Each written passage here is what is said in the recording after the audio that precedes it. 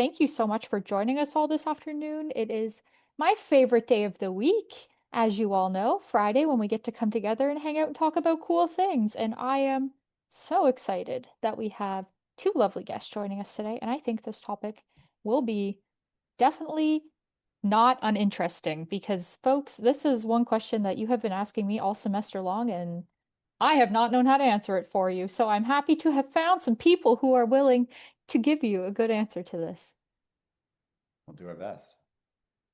Maybe, Tiffany, if I can ask as folks are trickling in, that whoever can go on video, because I just find it a lot more engaging to interact with real faces. And I'm very grateful for Serge and Rob and Karina and Elizabeth for having done so. It's usually a pretty chatty and open group, so I'm sure you'll see more and more faces as we go. And Fantastic. our participant list is just tapering off here, so I think we'll hop in and get started. Um, Everyone, welcome in and welcome back. It's Focus Friday. I'm Tiffany MacLennan, your host. It is, like I said, my favorite day of the week where we get together to come talk about cool things. And I am so excited that you could join us once again for Focus Friday. If you haven't been here before, basically what this group is meant to do is just bring people together to chat about cool things, get to know each other, learn something new, meet someone new, uh, spend a little bit of time doing something different on your Friday afternoon. If you have been here before, particularly if you have been here last week, you know that last week we were chatting about AI readiness and what that looks like on campus. So, what does AI literacy, capacity, what does AI confidence look like in and across institutions in Canada, and kind of what does the future of AI adoption look like overall? We had Stephanie Enders from Amy come in to talk about that. The full recording is up on YouTube for the 45 people who did email me to ask about it. You can find it directly on YouTube. So don't worry if you missed it. It was a hot chat and you can still find it. Today, we are diving into kind of another aspect of kind of what AI adoption and advancement looks like on campuses and then beyond campuses. So today we're diving in a little bit more into what does the future of work look like uh, in an AI era. And we're at a moment where AI, automation, demographic change, shifting employer expectations are all kind of reshaping what the future of jobs and skills looks like for recent graduates, of course, but pretty well everybody. So how do we, as institutions, kind of think about what are the changes that need to be made? What are the dynamics that need to happen? So on and so forth. And how do we really support students in kind of what AI advancement looks like and ensuring that we're putting students out into the world in a way that makes the most sense? So, to help me unpack this, I am so excited to have two fantastic human beings join me today, Jake Hirsch-Allen and André Côté, both from the Dais. André is the interim executive director. Jake is the director of partnerships, and they are going to walk us through some of their fantastic recent research, kind of on what this looks like. And then of course, we're going to have a conversation about it. So, again, if you've been here before, you know we usually do about half-hour conversation where I pelt some people with questions, and then we do half hour where you pelt some people with questions. But today, actually, we're going to let Andre and Jake do a little bit of presenting first. Then I will pelt them with some questions, and then you can pelt them with some questions. So, Andre and Jake, please take it away. Thank you so very much, Tiffany. I appreciate it. Andre, if I might ask you to do the slides, I will kick us off with some intros. I'm going to do a really quick intro of the dais, and then we'll go from there. Andre, I noticed you were about to say something, so I will let you do so. Yep. No, I was gonna agree, and I will try and get the slides up right now. Thank you. As you're doing so, Jake Hirsch-Allen, longtime friend of HESA, and also really grateful to see a bunch of familiar faces on the call. Don, it's been forever. And I promise to mention as many sort of micro-credential and verifiable credential and learning and employment record references as I possibly can so that you can chime in on behalf of learning agents because I know you all are the experts here in Canada. But yeah, there's a variety of folks who I haven't seen in a while, in part because as many on this call already know, while I spent much of the past decade at LinkedIn and eventually between LinkedIn and Microsoft focused on higher education and workforce development, 2.5 years ago, I left to make amends for my sins in big tech and really begin to try to improve the relationship between society and tech. Oh, folks can hardly hear me. Okay, let's figure out that mic issue. Um, MacBook speakers, MacBook Air mic, audio settings. Let's pump those up. Microphone. How about that? Is that better? Way Amazing. better. Awesome. All right. Thank you, folks. Sorry about that. And thank you to Sarah's in particular for putting his hand up. Um, so back to the intro. In short, no longer as focused, or at least exclusively focused on higher ed and workforce development, but very much focused on what we're talking about today, which is to say the future of work. And really grateful that have gone from a senior fellow to a full-timer at the Dais, where my colleague André Côté is the executive director, and where I have never been more excited to find a group that is both values aligned and focused on the areas that I am most captured by these days, and that is in particular the intersection of technology, education, and democracy.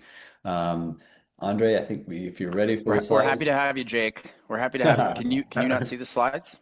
I cannot, but if others can, then I think we probably, it's just on a different window for me. Can others see slides? Okay, I see. I I can see see a thumbs slides up. well. Yeah. Amazing. Okay. Perfect. Okay, so you can see what we're talking about today, digital skills, AI and exposure. And I think this is an area, as I said, that is right at the core of what the Dais is and does. So we're a think tank. We were the second most cited think tank in the country last year. And that means we spent a lot of our time on policy, but we're also a do tank. We do a lot of learning and education work directly. So for instance, I teach a class on AI for nonprofits in two separate sets of cohorts, one for frontline use cases and the other for governance. We've taught a variety of other courses. Andre is very much at the center of the education policy world. And these days, we're very much at the center of the AI policy world. So if we can go to the next slide again. You'll see that in terms of the sort of writing that we've done, it's really spanned all three of those areas, education, democracy, and technology. So as an example, we're just in the midst of doing more research on access to the internet through Wi-Fi and otherwise in the top right for the city of Toronto. Right in the middle there, you can see our submission on the proposed law around AI that failed, and I think we were happy with that failure in the sense that we also did not believe it should be put forward. But then we wrote a follow-on report on compute, which very much tracked to the $2.4 billion that the federal government allocated to artificial intelligence compute last year. And this year, we've been extremely engaged in what just wrapped up, which is a national consultation on Canada's next pan-Canadian AI strategy. And so you'll hear a lot more, I'm sure, from the feds on that. It will have significant implications for higher ed. You've already seen an announcement come out of the Digital Research Alliance or the Alliance and U of T and others about their AI spending. So this is an area that obviously at a sort of macro level is going to have a huge impact on you all and really is one of the core subjects of research for the Dais. Let's go to the next slide again. Um, in terms of democracy, we run the largest democracy conference in the country. It's called Democracy Exchange. We do so with OCAD and a few other partners. But we also, as I said, do a lot of direct leadership work. So what you can see in the top right of this slide is our mission to the US that we used to run every year called Can Study US. It's a fellowship. And we're actually exploring whether we want to do similar fellowships in other parts of the world now. The biggest focus for our organization right now is actually on kids in tech. We ran a huge campaign called Screen Break this past year with thousands of youth champions across the country working with their parents and teachers and school boards, trying to equip them with the tools necessary in order to better create a better relationship between kids and technology, particularly in the classroom. And you'll see some big announcements from us about that in the new year as well. Next slide, please.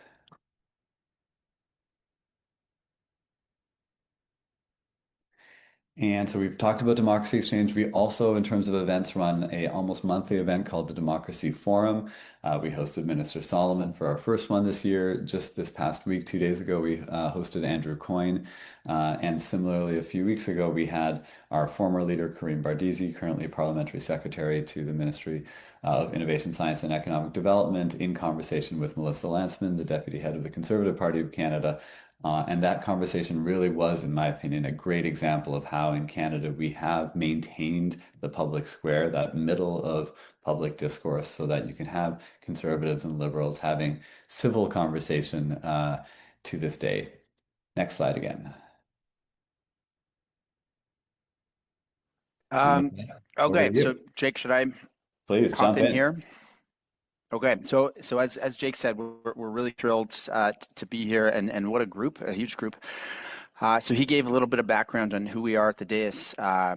As he noted, I'm the executive director, and also have a background working in post-secondary and workforce policy as an advisor to an Ontario minister on those issues. And so all this to say, I've been thinking for a long time about this issue of the intersection of our evolving labor market and how we should be thinking about that on the higher education side. And so what we'll do today is very quickly, because I want to leave as much time as possible for Tiffany's questions, but also for the whole group. We'll very quickly go through a couple of studies that provide some of our, just kind of a little bit of our analysis on some of these issues, in particular around changing skills demand in the labor market and work we've been doing on the AI exposure of different occupations and what that might mean around how the occupations are going to evolve as our AI adoption ramps up. And then closing on what we think that means in terms of implications for higher education, but some of the things that maybe you and we should be thinking about. So the first of the studies that I'll go through very quickly is this one called the skills algorithm. And I would note these are a couple of pieces of work that we've done with the Future Skills Center over the past couple of years as part of a kind of a broader suite of things. This one here, what we were trying to understand was how, in particular, digital skills demand has been changing across the Canadian labor market. And so what we were able to do in this study is look at actual job postings that employers had put up over a 3-year span, so which totaled around 10 million job postings, and pull from those job postings what are the actual skills employers are seeking from employees, and then sort of triangulating around ones we categorize as digital skills and looking at the different intensity of those digital skills. And so I'll sort of work you through those.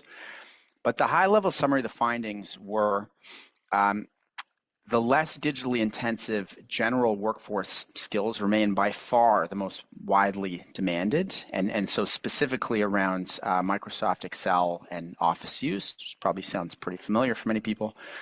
We're obviously very interested on AI skills as this was, just post ChatGPT launch. And so there's a lot of curiosity about, is in fact the hype around these technologies, is it showing up in what employers are actually seeking? And the finding was there had been a significant jump in the number of employers seeking AI or machine learning skills, but from a very low base. So you can see here up to 1.1%. This was as of mid-24, so I'd be curious to update this and see what it looks like now. But it's not to say this is sort of pervasive across the labor market, but growing quickly. This wasn't actually in this study, but I think very germane links to others. One of our key findings in other studies, the upskilling of ICT workers, but all workers in general, increases the chances of AI adoption, tech adoption across organizations, across companies, which I think has important implications here. The companies who are investing in upskilling are also seeing better impacts in terms of adoption. And finally, employers are consistently seeking hybrid skills. So even where they're seeking high intensity digital skills, they want employees to have these other, call them softer hybrid skills, teamwork, interpersonal leadership. That hasn't been going away. That's been pretty consistent. And I think that's an important piece for educators as well. So what specifically are the major clusters of digital skills that employers are seeking? These were the 5 we honed in on through the work. And so they're sort of in descending order of digital intensity. So the first is software product development and data, and you can see on the screen some examples of what those include. Cybersecurity and system infrastructure skills, industrial modeling and geospatial, which zooms a little bit more on specific types of occupations, like you could think about architects or urban designers or those types of skills. Design and marketing skills, which we'd done a previous iteration of the study just a few years back in 2018-19. And this one really increased in focus in the intervening years. And so these are obviously focused on, you could think about like communications professionals, those types of roles. And then finally, the last one, the least digitally intensive workforce digital skills. These are the types of reasonably generic skills, MS Office use, email software, ERP, that a much broader cross-section of employees, probably like many of us, are going to be required to have.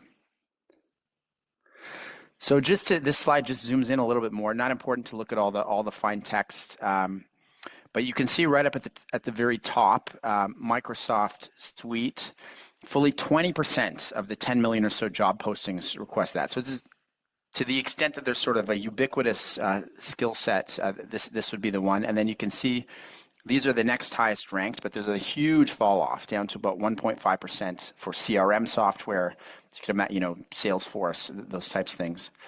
So I won't go through this, but these are just the sort of top digital skill demand requirements. You can see on the right, it sort of groups them by level of digital intensity as well.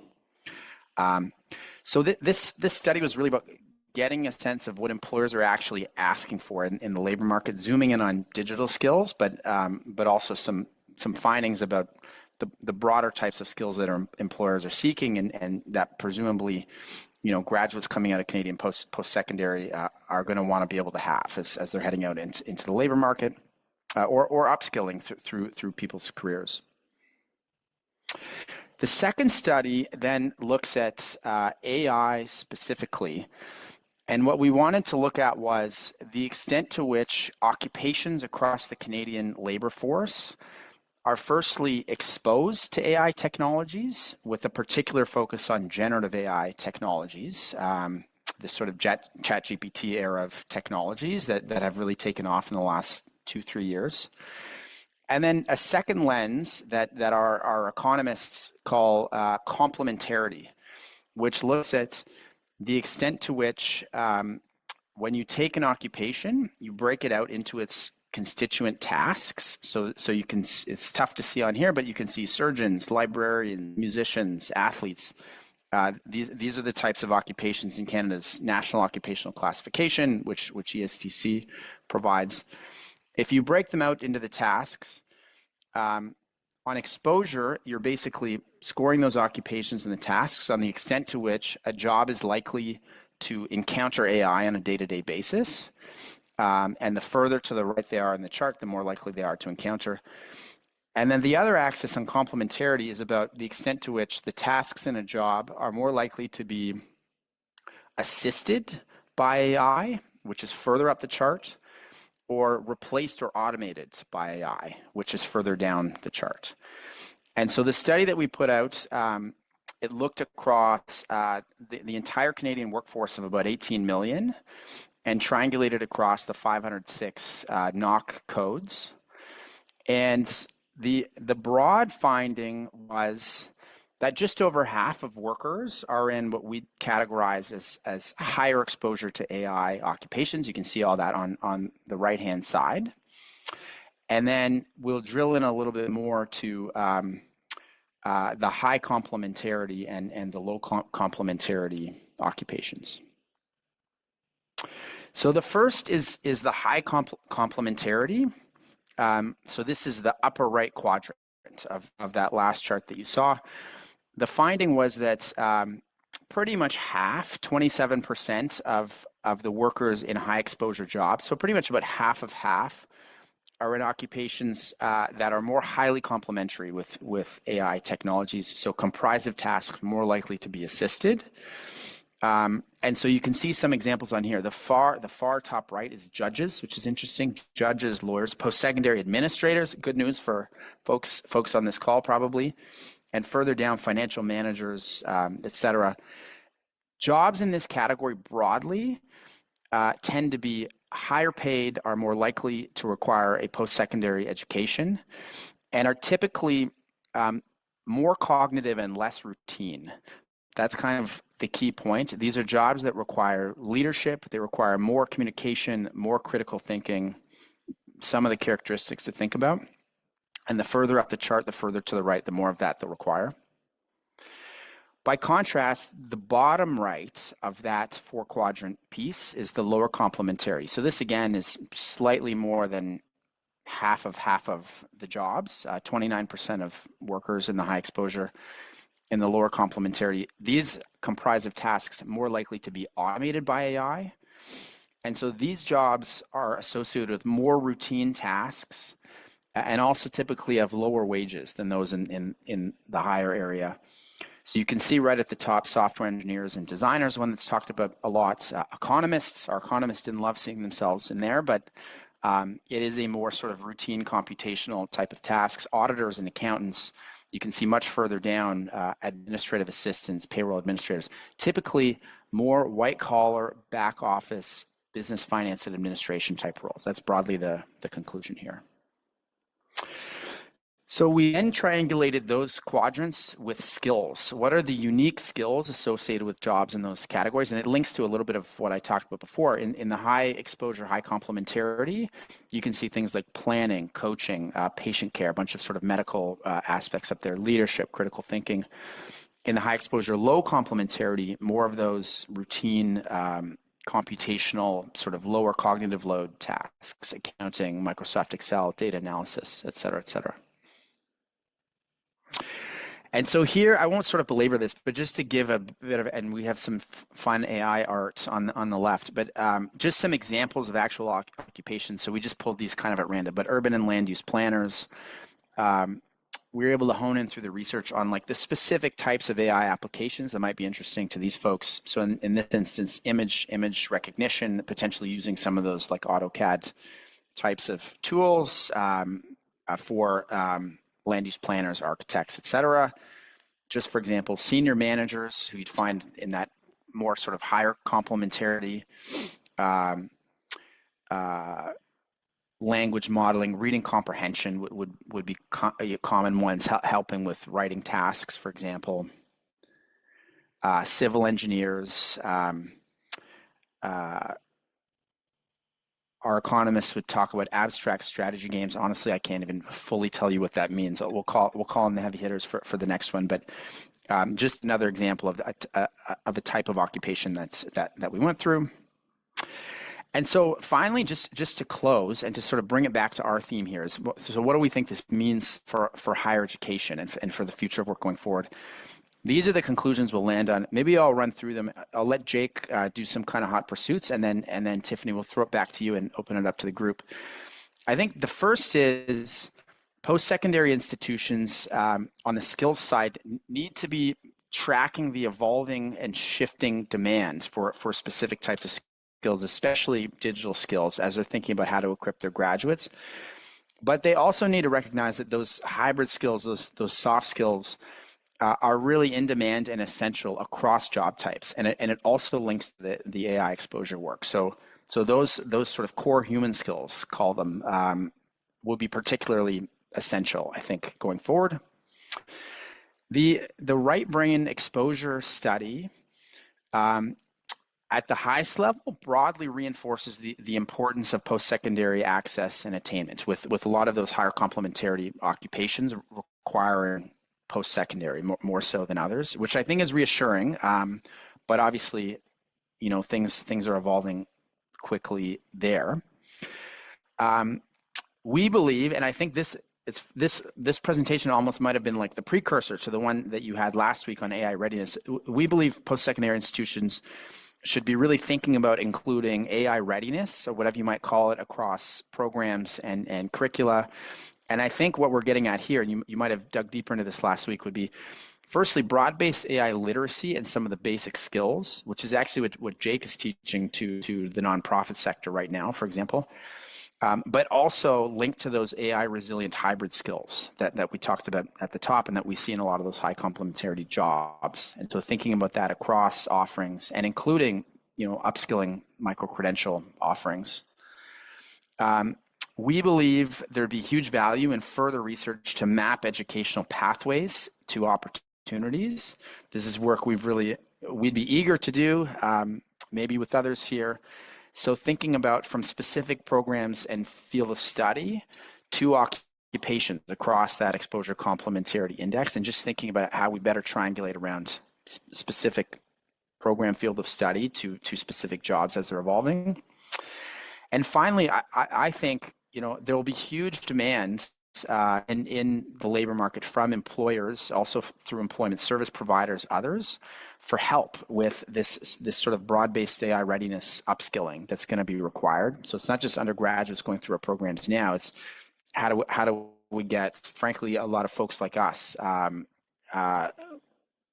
of upskilled as we go and familiar with the basics on AI and some of these other technologies. So we see that as a huge opportunity for the post-secondary sector to get behind. And so I will end there. Jake, any hot pursuits, and then we'd love to hear from all of you. No, I think let's save the time for questions. Tiffany, over to you. Absolutely. Thank you so much. I originally had way too many questions for you, but I will cut it down to two that I think will kick off some conversation based off of I get the list of what people want to know when they register, so I make some questions based on the questions that you folks have. I would be curious, based on, the exposure and complementarity mapping that you've done, where would you say that Canadian post-secondary institutions are actually the most misaligned with the future of work?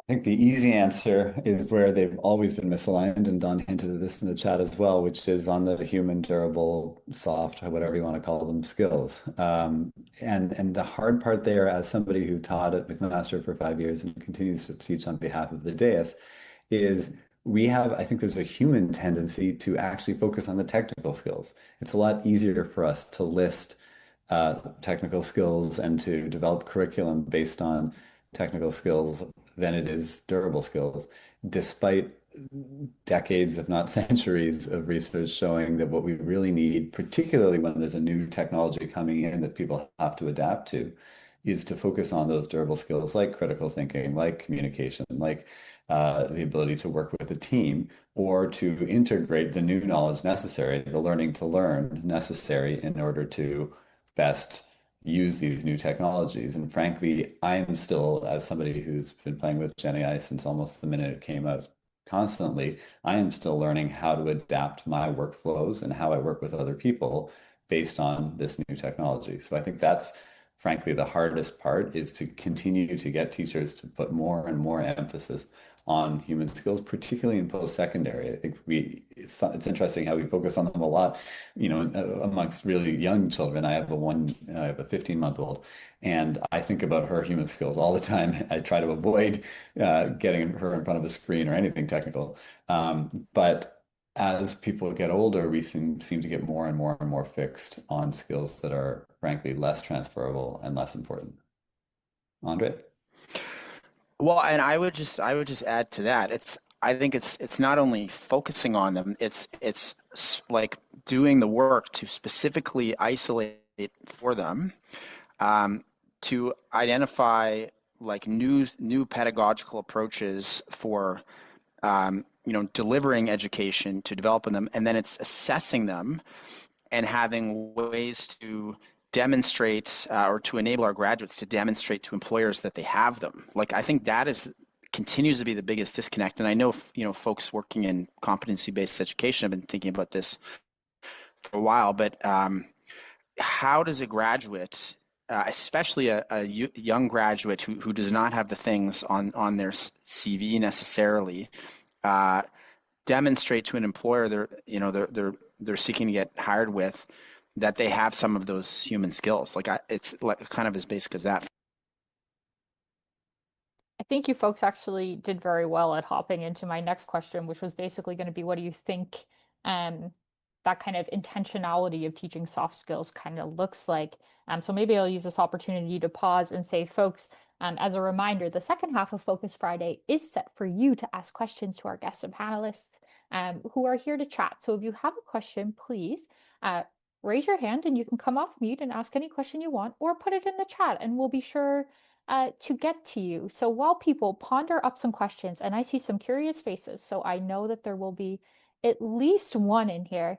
Um, I think my mid Tiffany, question. maybe just before you get into that question, I'm going to add one more because it actually came up in the chat while Andre was talking. And the question was, why have we not seen enough ethical or questions around ethics, particularly in job postings that relate to tech? Like, should we not be thinking about the ethics of what technology we're adopting and how, et cetera? And should that not be baked into the job posting? And I thought it was a great question because it made me think about how over the decade I had at LinkedIn, I really didn't see very many job postings that included ethics at all or values at all. And I do think here in Canada, we are unique, in having unusually low AI adoption, despite having relatively high tech adoption. But I think that too happens more slowly in Canada than most of the OECD or the developed world.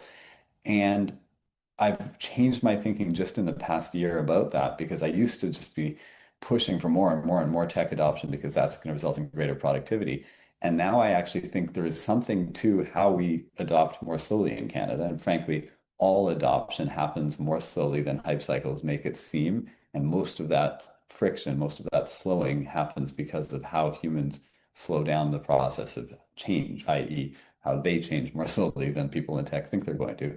But I think in Canada, our risk aversion could actually be a good thing because we are trying to figure out the ethics of this groundbreaking technology and its implications for society, whereas many places are either adopting it without thinking through it or might not be making the right values judgment on its implications for society.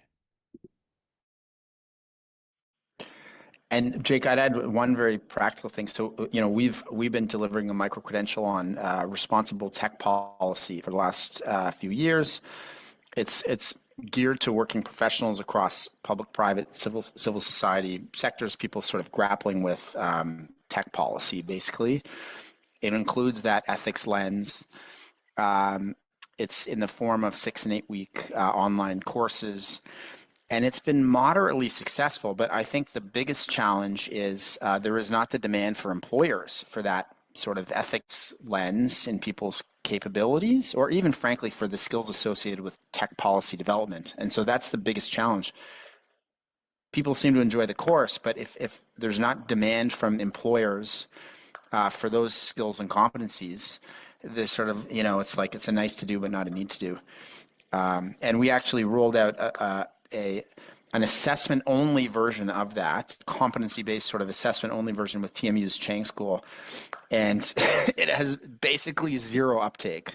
So it's just like there's kind of no market for it at the moment. We haven't kind of figured out how to create the market for that.